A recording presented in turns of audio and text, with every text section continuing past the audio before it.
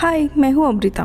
Movie की शुरुआत काफ़ी घने जंगलों से होती है, जहाँ पे हमें बताया जाता है कि इस जंगल के उस पार बहुत ही बड़ी पहाड़ी है और इन वादियों में एक बहुत ही खतरनाक मॉन्स्टर रहा करता था, जो कि काफी समय से सो रहा था और अगर उसकी जगह पे कोई जाता है तो वापस नहीं आता था।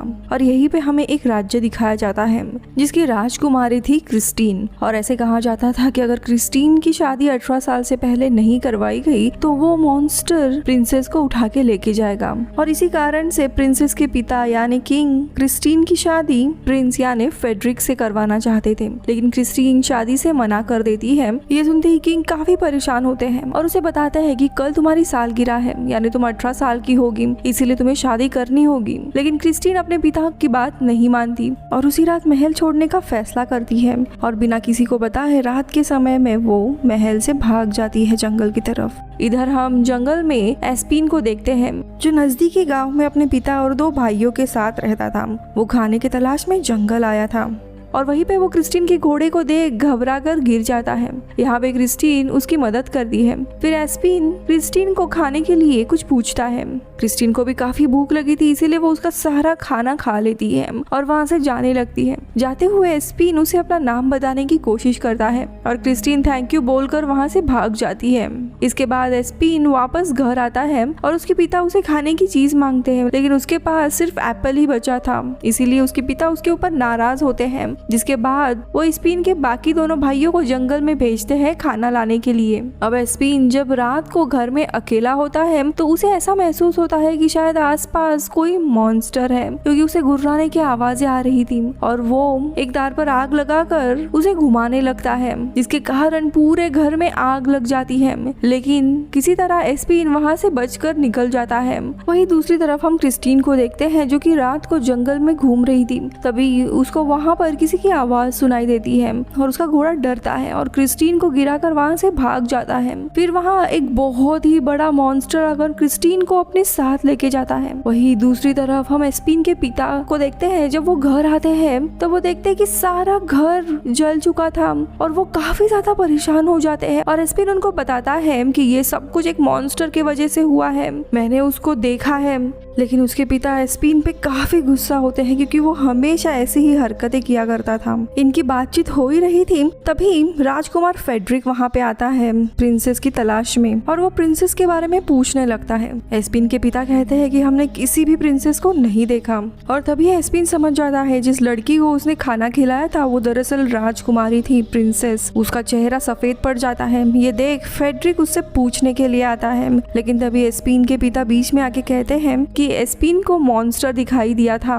ये सुन के फेडरिक और उसके साथी हंसने लगते हैं कि एस्पिन अभी भी पुराने बातों पर यकीन करता है। लेकिन तभी एस्पिन फेडरिक से पूछता है, क्या तुम राजकुमारी से शादी करना चाहते हो?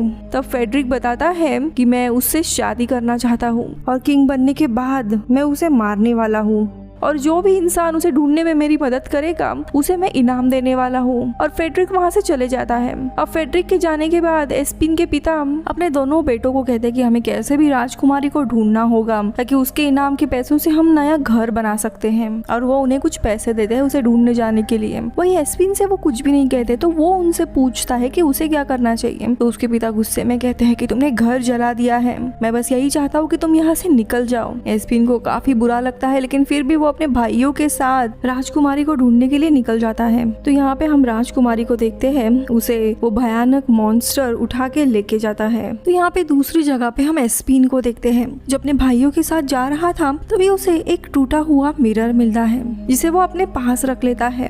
अब ये तीनों भी आगे बढ़ रहे होते हैं, तब उन्हें किसी लड़की के चीखने की आवाज सुनाई देती है, जो मदद के लिए पुकार रही थी। ये सुन एस्पिन उस लड़की को बचाने के लिए चला जाता है और उसके भाई राजकुमारी को बचाने के लिए निकलते हैं। यहाँ पे एस्पिन आवाज की दिशा में बढ़ता है और देखता है कि वहाँ पे काफी अजीब सी दिखने वाली एक बुजुर्ग औरत थी और वो काफी दर्द में थी, क्योंकि उसकी नाक काफी लंबी थी और एक पेड़ में फंस गई थी। ये देख एस्पिन उस औरत की मदद करता है और उसकी नाक बाहर निकालता है। फिर वो औरत एस्पिन से पूछती है, इतने घने और डरावने जंगल में क्या कर रहे हो? तो एस्पिन कहता है कि मैं यहाँ पे राजकुमारी को ढूंढ रहा हूँ। तभी वो औरत कहती है कि यानी सदियों पुरानी कहानी सच हो गई है। राजकुमारी को जरूर वो राक्षस लेके गया है। तलवार से वो राक्षस को मारा जा सकता है। ये सुनकर एस्पिन उस औरत से तलवार के बारे में पूछने लगता है कि वो कहाँ मिलेगी। वो कहती है कि ये तलवार दरअसल जंगल के बीचों बीच एक बहुत ही बड़ा तालाब है, उस तालाब के अंदर तुम्हें मिलेगी, लेकिन ये तालाब कोहरे से भरा हुआ है, इसलिए उसे ढूंढने के लिए वो उसे एक नक्शा देती है। फिर एस्पिन तलवार की तलाश में वहाँ से निकल पड़ता है। तो वही दूसरी तरफ एस्पिन के दोनों भाई जा ही रहे होते हैं कि तभी उन्हें सोने की सेब की टोकरी दिखाई देती है और वो बिना कुछ सोचे समझे वो सोने के सेब खाने लगते हैं। तभी काफी सुंदर सुंदर लड़कियां उनके आसपास आके उनसे मजाक करने लगती है और दोनों को कहती है तुम काफी थके हुए हो, तुम्हें भूख लगी होगी, क्यों ना हम सब लोग तुम्हें काफी लजीज खाना खिलाते हैं। और वे लोग उन्हें गुफा में लेके जाते हैं। वही दूसरी तरफ एस्पिन नक्शे के रास्ते जा ही रहा होता है, तभी वो एक गुफा के सामने आता है कि तभी उसे वहाँ पे वैसा ही एक सुनहरा सेब मिलता है, जिसे वो भी बिना सोचे समझे खाने लगता है और गुफा के अंदर चला जाता है। अंदर जाने पर वो काफी हैरान होता है जब वो अपने भाई और सुंदर लड़कियों को देखता है खाना खाते हुए, और उसमें से ही एक लड़की एस्पिन का हाथ पकड़ के उसे भी खाने टेबल पे बुलाती है। लेकिन जब वो खाने जाता है तब भी अचानक से उसे खाने की जगह कीड़े मकोड़े दिखने लगते हैं, जिसे देख वो काफी डर जाता है। और तभी सामने की एक लड़की जिसकी आंखें अचानक से काली होती है, वो उसे जबरदस्ती सेब खाने के लिए कहती है। वो देखता है कि वो लड़की बार बार उसके भाइयों को भी सेब खिला रही है बाकी का खाना छोड़ के। तभी एस्पिन समझ जाता है कि ये सब कुछ मोह माया है, इसीलिए वो सेब खाने का सिर्फ नाटक करता है। और वैसे ही पहले खाए हुए जादुई सेब का असर कम होने लगता है और वो देखता है खाना पूरा खराब है और उसके साथ साथ ये लड़कियां दरअसल चुड़ैल है, इसीलिए अपने भाइयों को चालाकी से वहाँ से लेके जाने लगता है। लेकिन तभी वो चुड़ैल अपने असली रूप में आती है और उन पर काफी अलग अलग तरीके से हमला करने लगती है। लेकिन एस्पिन कैसे तैसे गुफा से बाहर जाने का रास्ता ढूंढ लेता है, गुफा से भाइयों को लेके बाहर निकलता है और तीनों भी अब साथ आगे चलने लगते हैं, जहाँ उन्हें आगे चलने पर एक छोटा सा गांव मिलता है, जहाँ पे ये लोग एक मेज में खाने चले जाते हैं और एस्पिन भाइयों को सारी सच्चाई बता देता है कि कैसे एक राक्षस राजकुमारी को लेके गया है और एक नक्शे के सहारे वे लोग एक तलवार ढूंढेंगे जिससे वो राक्षस मारा जा सकता है।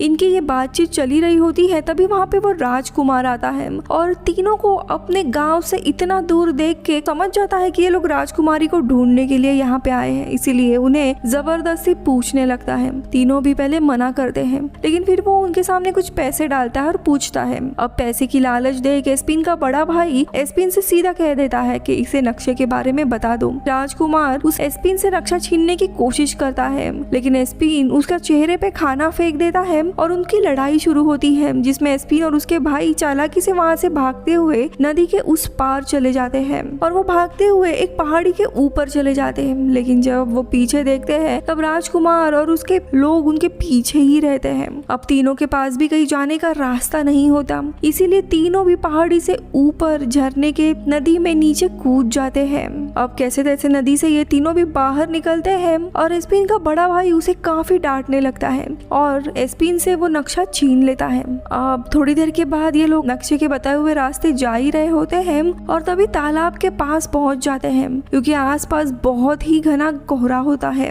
लेकिन इस कोहरे के कारण एस्पिन अपने भाइयों से अलग हो जाता है। तो वही उसके भाई एस्पिन को ढूंढ रहे थे कि तभी राजकुमार के लोग उन्हें पकड़ लेते हैं। अब दूसरी तरफ एस्पिन को तालाब मिल जाता है और पानी के अंदर काफी ढूंढने के बाद उसे वो तलवार मिल जाती है, उसे वो निकाल लेता है। अब वो जंगल की तरफ अपने भाइयों को ढूंढने जा ही रहा था कि तभी उसे दिखता है राजकुमार ने उसके भाइयों को पकड़ लिया है। तभी उसे एक आइडिया आता है और वो एक भालू का पोशाक पहन लेता है और राजकुमार और उसके लोगों को डराने जाता है। राजकुमार डर के भागने वाला होता है, लेकिन तभी एस्पिन राजकुमार के एक साथी से टकरा जाता है, जिसके कारण उसका पोशाक नीचे गिरता है और सभी समझ जाते हैं कि ये एस्पिन है, इसीलिए उसे भी पकड़ कर रखा जाता है। अब देखते देखते रात हो जाती है और तभी राजकुमार के साथी खाना बना रहे होते हैं, जिसके खुशबू से वही राक्षस जिसने राजकुमारी को पकड़ा हुआ था वो जग जाता है और वहाँ आके इनके ऊपर हमला करता है कि गुर्राने की आवाज के कारण सब सब लोग उधर भागने लगते हैं।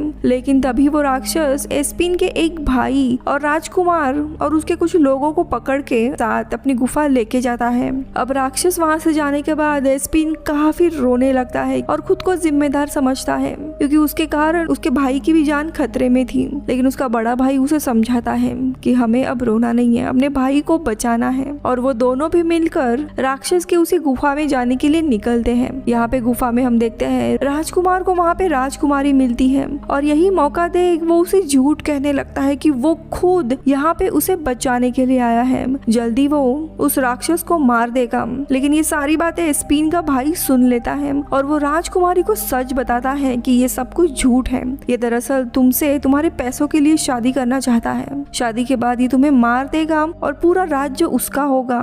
तभी राजकुमारी उसे पूछती है कि तुम कौन हो? तो वो कहता है हम तीनों भाई दरअसल तुम्हें ढूंढने के लिए निकले थे और तभी इस राक्षस ने हमें और इस राजकुमार को यहाँ पे पकड़ के रखा है। मेरे भाई के पास इस राक्षस को मारने के लिए तलवार भी है और वो जल्द ही हमें बचाने के लिए आने वाले हैं। तो वही दूसरी तरफ एस्पिन और उसका भाई गुफा के अंदर चले आते हैं और चलते चलते एक गड्ढे में गिर जाते हैं और वहीं पे उन्हें उनका भाई राजकुमारी और राजकुमार मिलते हैं। राजकुमारी एस्पिन को देख काफी खुश होती है और फिर एस्पिन उन सबको गुफा से बाहर निकलने के लिए कहता है, लेकिन इन सब में वो राक्षस उठने लगता है। ये देख सब लोग गुफा से निकलकर ऊपर पहाड़ पर जाने लगते हैं, लेकिन हम राजकुमार को देखते हैं वो इन सब के साथ नहीं आता। दरअसल वो काफी डरा हुआ था और राक्षस जाने के कारण वो वही गुफा में रुकता है।